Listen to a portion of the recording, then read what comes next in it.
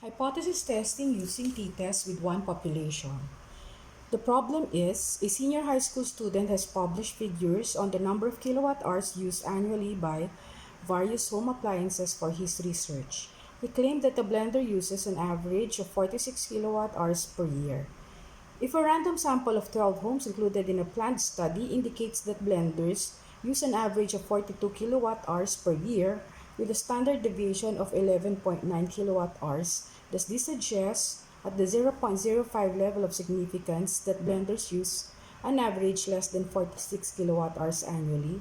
Assume the population of the kilowatt hours to be normal. First, let us identify the given. For our population mean, that is equal to 46 kilowatt hours. For our sample mean, we have 42 kilowatt hours. Next, our sample size is equal to 12.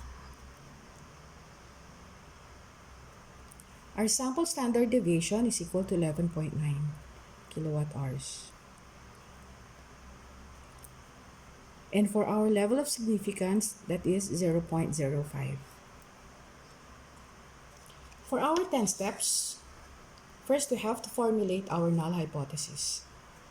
Our null hypothesis will be H sub O colon population mean is equal to 46 kilowatt hours.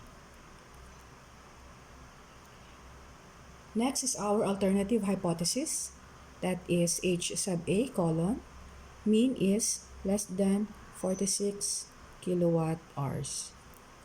This is the one that is stated on the problem. It says there, average less than 46 kilowatt hours. Moving to the next step, we have the type of test. The type of test is one-tailed. The reason for this is that our HA is using less than.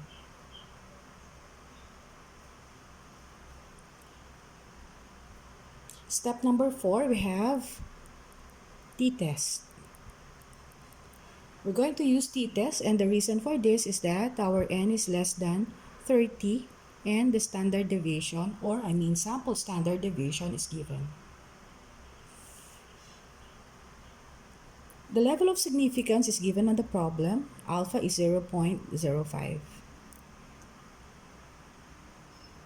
We will be needing a degree of freedom since we are using a t-test.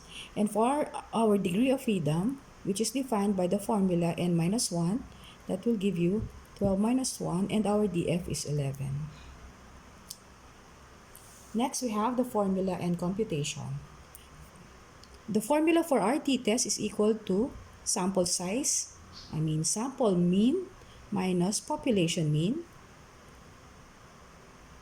quantity multiplied by the square root of n over the sample standard deviation. Substituting the values for this formula, we have 42 minus 46 multiplied by square root of 12 over 11.9. And then the value of our t is negative 1.1644. The value computed will be written here on step number 7. So we have t is equal to negative 1.1644.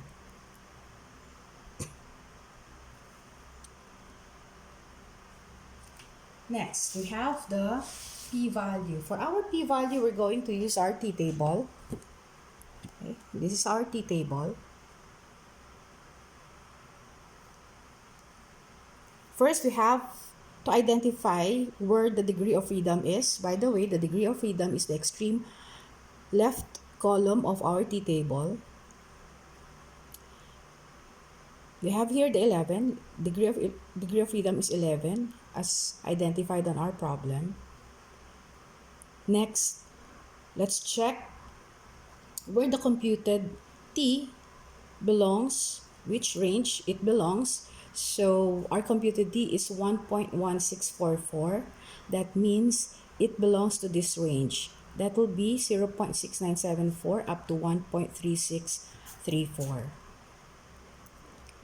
0.6974, 1.3634.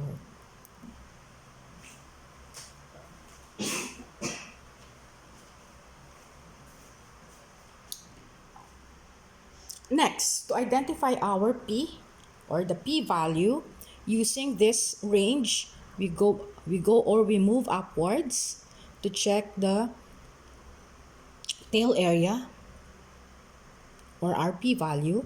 Since we're using one tail, we're going to use this value here. And that will give you, for our P value, that will be 0.1 to 0.25.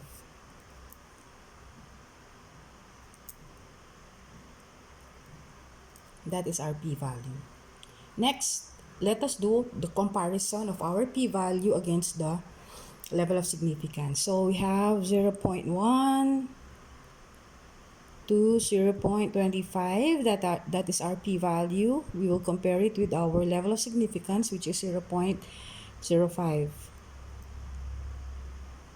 As we can see, the p-value is greater than our level of significance. Next is our decision. Since our p-value is greater than our level of significance, that means we do not reject the null hypothesis.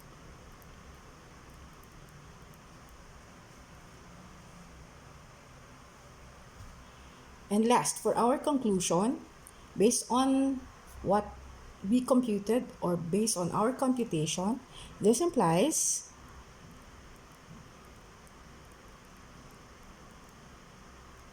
that the average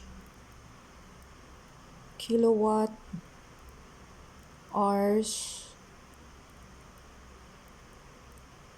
blenders use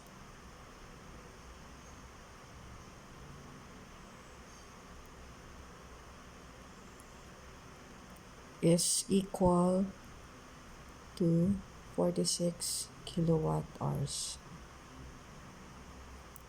That's it. This is Teacher Grace. Good day.